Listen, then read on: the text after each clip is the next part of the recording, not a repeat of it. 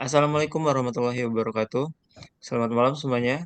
Malam, Kali ini Kak. kita akan mempresentasikan hasil proyek yang telah kami buat mengenai perancangan warehouse dan inventory management system atau WMS berbasis pemodelan reorder point dan economic order quantity pada perusahaan Cipta Logam Sejahtera yang bergerak di bidang manufaktur komponen otomotif, di mana proyek ini disusun oleh 3 orang, yaitu dengan saya Angga, kemudian teman saya Angga J. Pika Saputra, dan teman saya satu lagi Ahmad Sakib Abiud.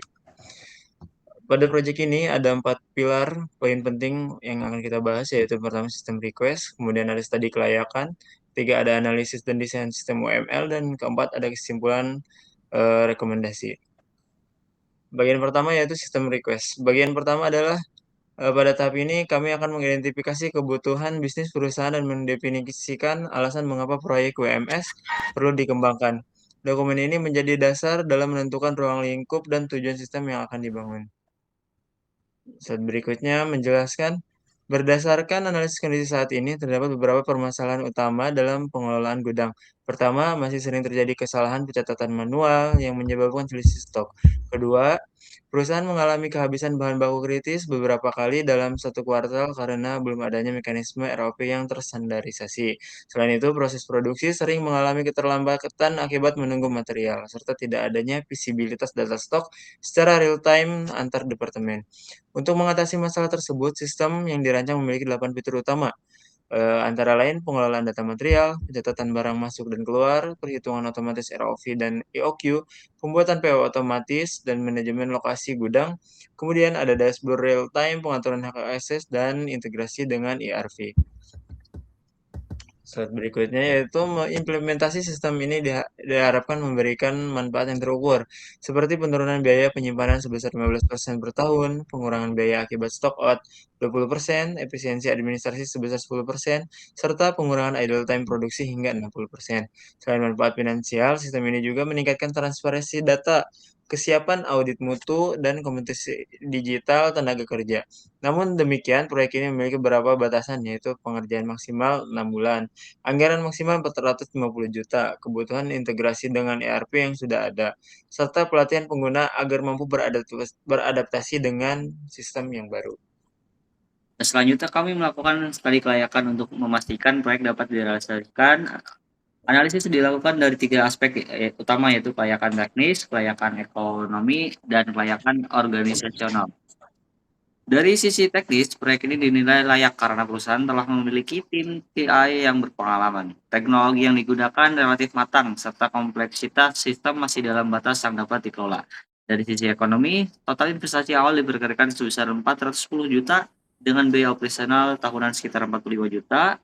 Sementara itu, manfaat bersih yang dapat diperoleh setiap tahun diperkirakan mencapai 276,5 juta.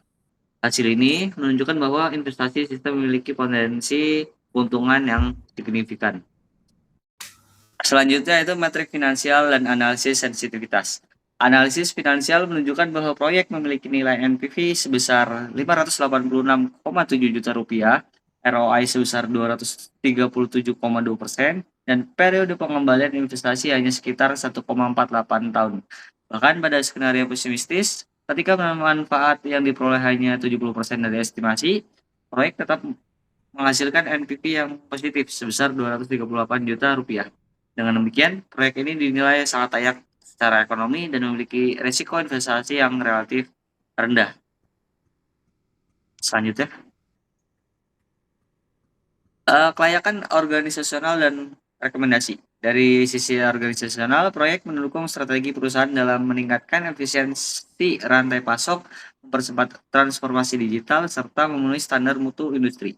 Potensi resistensi pengguna diantisipasi melalui program sosialisasi, pelatihan bertahap, dan perubahan peran kerja yang lebih produktif. Berdasarkan hasil analisis teknis, ekonomi, dan organisasional, proyek WMS ini direkomendasikan untuk dilanjutkan ke tahap pengembangan sistem.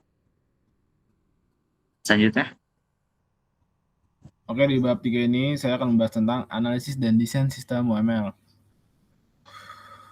Pada use case diagram ditampilkan bagaimana penggunaan berinteraksi dengan sistem WMS atau Warehouse Management System. Terdapat 4 aktor utama di sini, yaitu operator gudang, supervisor produksi, manajer pengadaan, dan sistem ERP. Untuk fitur utamanya yaitu perhitungan reorder point atau ROP dan economic order quantity atau EOQ. ROP ini digunakan untuk menentukan kapan perusahaan harus melakukan pemesanan ulang, sedangkan EOQ digunakan untuk menentukan jumlah pembelian yang paling ekonomis. Jadi ketika stok udah mau nyampe batas ROP, sistem akan secara otomatis membuat draft PO atau order besar dan economic order quantity. Dengan fitur ini, jadi perusahaan dapat mengurangi risiko kehabisan stok dan meningkatkan efisiensi pengadaan material. Lalu lanjut, Mas Ang.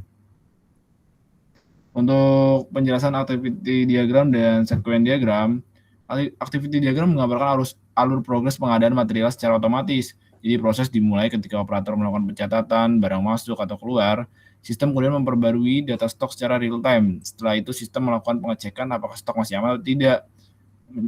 Jika stok masih cukup, proses selesai, namun jika stok berada di bawah ROP, sistem akan menghitung EOQ dan membuat draft PO. Draft tersebut kemudian diperiksa dan disetujui oleh manajer pengadaan lalu dikirim oleh supplier. Lalu untuk sequence diagram menunjukkan urutan komunikasi antar objek dalam sistem dimulai dari transaksi yang dilakukan oleh operator. Di sini kita lanjut membahas tentang kelas diagram dan konsistensi antar diagram. Kelas diagram menggambarkan struktur data yang digunakan dalam sistem. Jadi ada 7 kelas, yaitu user, material, goods transaction, purchase order, warehouse location, supplier, dan stock report. Jadi kelas material menjadi inti sistem karena menyimpan informasi stok, safety stock, ROP, dan EOQ. Jadi setiap kelas memiliki hubungan dan saling terintegrasi. Misalnya material terhubung dengan supplier, transaksi, dan PO. Diagram ini juga menunjukkan bahwa seluruh diagram yang dibuat sudah konsistensi satu sama lain. Lalu use case menjelaskan sistem activity diagram, menjelaskan lalu proses sequence diagram, menjelaskan interaksi objek, dan kelas diagram menjelaskan struktur datanya. Untuk poin berikutnya yaitu kesimpulan dan rekomendasi. Berdasarkan evaluasi yang dilakukan, proyek memperoleh skor keseluruhan 90,5 yang menunjukkan kualitas perancangan yang sangat baik. Kesimpulannya, permasalahan pengelolaan gudang yang ada saat ini cukup signifikan dan memengaruhi biaya operasional serta kinerja perusahaan. Hasil studi kelayakan menunjukkan proyek layak untuk dilaksanakan, sementara rancangan UML telah mampu memodelkan seluruh fungsi sistem secara konsistensi. Oleh karena itu, kami merekomendasikan implementasi secara bertahap dimulai dari satu gudang sebagai pilot project sebelum diterapkan secara penuh. Demikian presentasi yang dapat kami sampaikan mengenai perancangan warehouse dan inventory management system berbasis ROV dan EOQ. Terima kasih atas perhatiannya. Billahi taufiq wal hidayah. Wassalamualaikum warahmatullahi wabarakatuh. Waalaikumsalam.